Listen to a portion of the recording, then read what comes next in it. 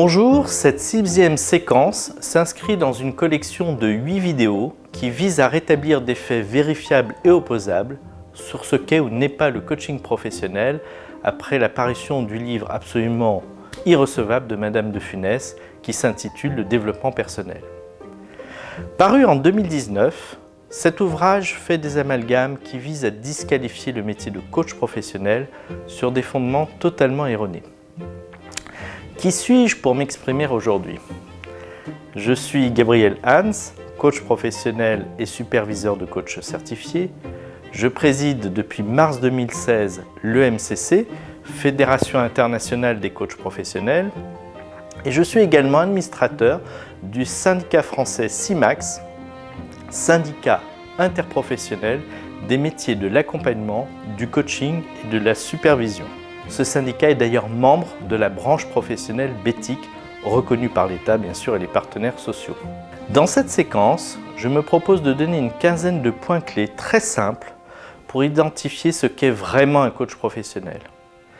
Il est vrai que parfois certaines personnes peuvent s'autoproclamer encore coach, comme si on pouvait un bon matin se lever et se dire voilà, je suis coach en rangement d'armoire, je suis coach en stratégie nutritionnelle, je suis coach en je ne sais quoi.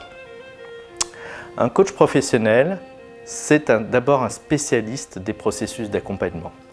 C'est-à-dire qu'il s'est formé spécifiquement pour apprendre à mettre en œuvre des outils qui permettent à ses clients de bâtir leurs propres solutions. Un coach professionnel ne donne quasiment jamais de conseils. Ce n'est pas du tout un consultant, ce n'est pas un formateur. Il est en revanche formé soit dans une école privée, soit à l'université. Il détient une certification professionnelle enregistrée au répertoire national des certifications professionnelles ou il détient un diplôme universitaire. Il est rattaché à un code de déontologie international déposé auprès de l'Union européenne par les fédérations professionnelles, comme la mienne par exemple, comme le MCC France. Il l'est en étant d'ailleurs adhérent à une des fédérations.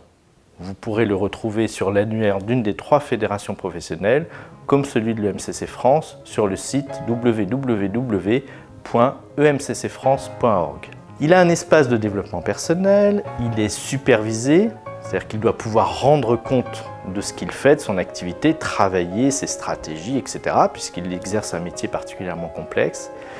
Et il doit pouvoir à tout moment montrer son attestation de supervision à son client. Donc n'hésitez pas, si vous êtes amené à faire appel à un coach professionnel, à lui demander son attestation de supervision. Le coach professionnel se forme aussi de manière continue chaque année. Il peut avoir passé l'accréditation d'une des 3 fédérations présentes sur le territoire français, je le rappelle, le MCC France, l'ICF France ou la SF Coach. En plus de sa certification délivrée par une école ou de son diplôme universitaire. Il vise l'autonomie de son client et ne doit pas proposer plus de 10 ou 12 séances.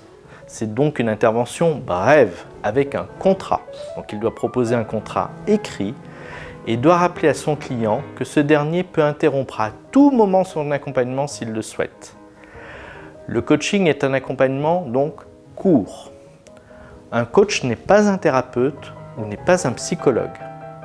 Il se trouve parfois que certains praticiens peuvent avoir 2 titres, coach et psychologue, coach ou médecin, coach ou psychiatre. Mais ce sont bien des métiers différents. Le contrat doit dans ce cas-là rester très clair. Ou on fait un contrat de coaching, ou on fait un contrat de thérapie, mais pas les 2 simultanément. Et encore, il s'agit vraiment quand même d'une toute petite minorité des coachs professionnels.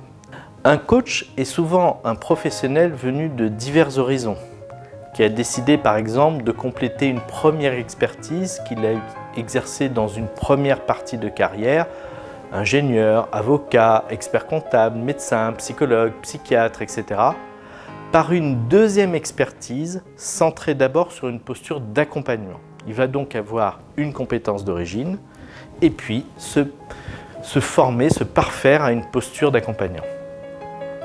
Un coach professionnel a rarement moins de 45 ans et a souvent plus de 50 ans d'ailleurs. Un coach professionnel peut généralement intervenir pour accompagner une personne, une équipe ou une organisation. Il a des spécialités, il n'est pas 4x4, il n'est pas tout terrain. Il peut par exemple être spécialisé dans la performance individuelle ou collective. Il peut favoriser les prises de décision. Il peut accompagner les sorties de situations tendues ou de crises relationnelles. Il peut favoriser les prises de poste ou les évolutions de carrière. Il peut faire du coaching de soutien pour les personnes qui auront traversé ou qui traversent encore des périodes très éprouvantes pour elles-mêmes. Un coach professionnel intervient principalement dans les entreprises. Il n'est pas à confondre avec des personnes qui délivreraient du conseil, comme par exemple des personnes qui pourraient se qualifier de coach en stratégie nutritionnelle ou coach en image par exemple. Le coach professionnel ne délivre donc absolument pas de conseils. Il aide son client à trouver ses propres solutions. Au plaisir de vous retrouver pour une 7e séquence sur les origines du métier de coach professionnel, parce que là encore, vous découvrirez que Madame de Funès a écrit beaucoup de sottises. À très bientôt et au plaisir de vous revoir.